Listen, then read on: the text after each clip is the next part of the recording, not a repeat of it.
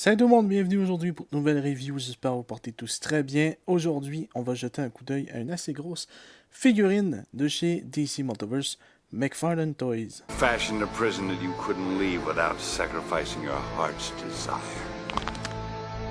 It must have been like tearing off your... Et donc la voilà, sortie du packaging, ça fait un moment maintenant que je l'ai, c'est tout simplement Mongol. Alors, c'est pas de même ça se dit.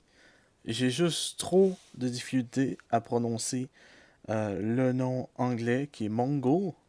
Mais, bon voilà, en français, je sais pas trop ce que ça donne. Et donc, on est très proche du mongol. Donc voilà, vous pouvez voir que la figurine elle est quand même assez magnifique dans sa laideur. Parce que oui, c'est pas le personnage le plus beau.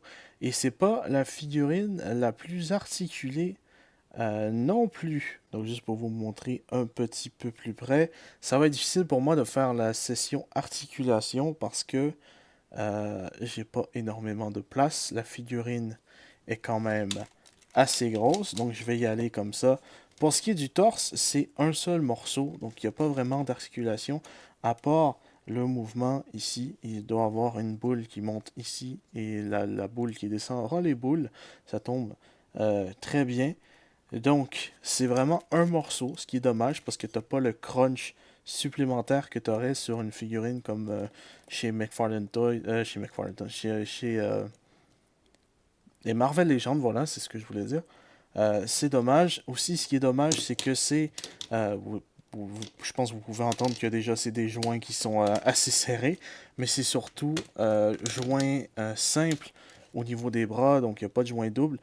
J'ai l'impression que chez DC Multiverse, McFarlane Toys, je voulais dire, euh, j'ai l'impression que quand ils font des méga figs, il y a beaucoup de chances que ce soit simple au niveau des bras.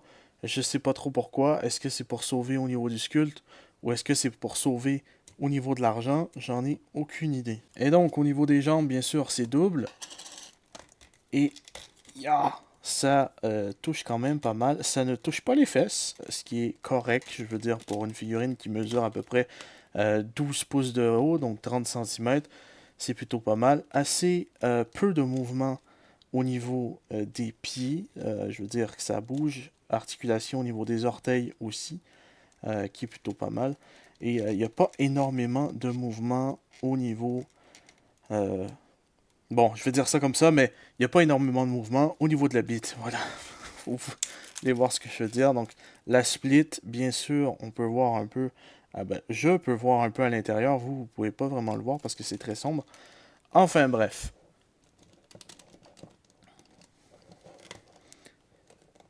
Maintenant, je suis pas trop sûr, mais on va tester quelque chose. Je vais juste le mettre un petit peu plus loin. Et j'ai l'impression que cette main-là, j'ai l'impression de l'avoir déjà vue en quelque part. Je vais juste faire une comparaison rapidement pour voir s'il n'y aurait pas eu un peu de reuse au niveau de quelques morceaux. Eh bien, la figurine que je pensais qu'il y avait eu quelques reuses, pardon, c'est tout simplement Bane, parce que la main est approximativement la même, mais ce n'est pas la même, parce que celle-ci est sculptée full flèche, tandis que celle-ci, si on voit un peu bien, euh, le gant est sculpté dessus. Et surtout, on voit les trous du gant qui n'ont pas été peinturés. Bon, ça a été un peu dommage. Et je pensais aussi que les bras, c'était la même chose.